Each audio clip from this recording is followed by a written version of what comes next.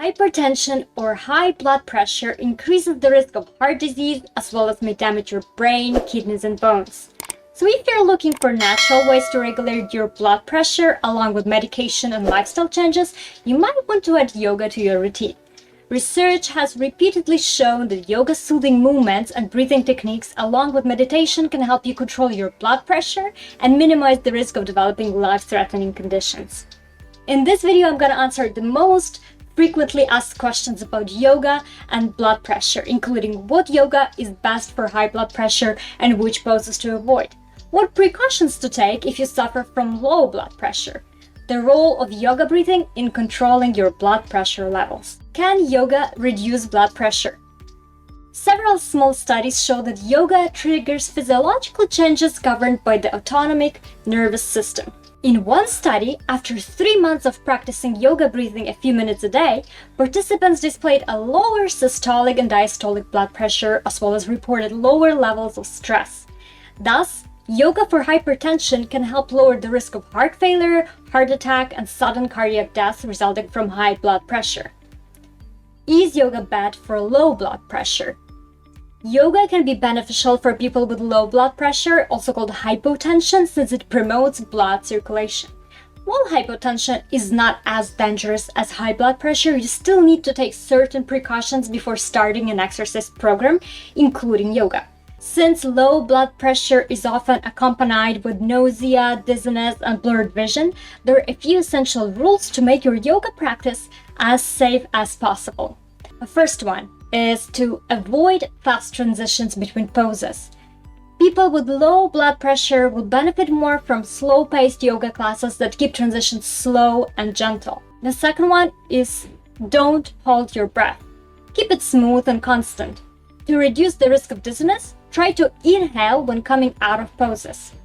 Third one is avoid overexertion. You can still have a strength-building and challenging practice without feeling you're going to faint. Fourth one is stay hydrated during your yoga practice.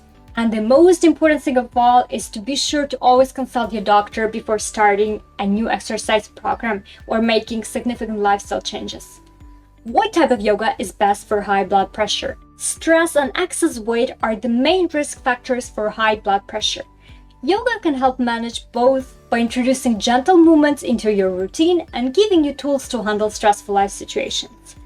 If you're a beginner, start with simple and therapeutic poses such as legs up the wall, bridge pose, child's pose, seated half spinal twist. Which yoga is best for low blood pressure? Back bends that open the front part of the body, twists, and inversions are considered therapeutic yoga poses for low blood pressure. Try these yoga poses to regulate your low blood pressure. A simple easy twist, standing forward bend, downward facing dog to upward facing dog flow. Always move steady and make the transitions between the poses slow, especially when lifting your head up from the forward folds. Does yoga breathing lower blood pressure? Available research shows that yoga breathing techniques called pranayama have been shown to lower stress hormone cortisol as well as soothe the autonomic nervous system in times of distress. Since stress is one of the risk factors for hypertension, breathing can be used as a low-cost contemporary intervention to regulate high blood pressure.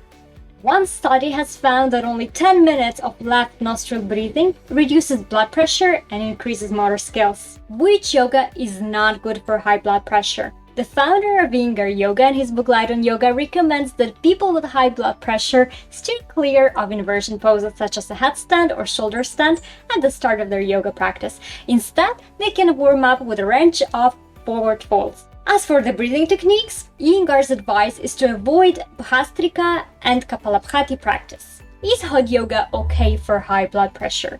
A small study found that hot yoga may potentially be an effective lifestyle intervention for people suffering from hypertension. In the research, a group who participated in a hot yoga class 3 times a week saw a decrease in both systolic and diastolic blood pressure after 12 weeks, as well as decrease in stress. Keep in mind that hot yoga might be potentially dangerous if you suffer from low blood pressure. Hot temperatures can cause a decrease in blood pressure, which can make people with hypotension feel lightheaded and nauseous. Always consult your doctor before starting a hot yoga class. Is surya namaskar good for high blood pressure? Yes, you can practice sun salutation surya namaskar with high blood pressure, but make sure to consult your healthcare professional first. Some of the poses in sun salutation sequence are inversions that are potentially risky for people with hypertension. That said, sun salutations are an excellent way to squeeze more exercise into your routine, burn calories if you're trying to lose weight, and reduce stress.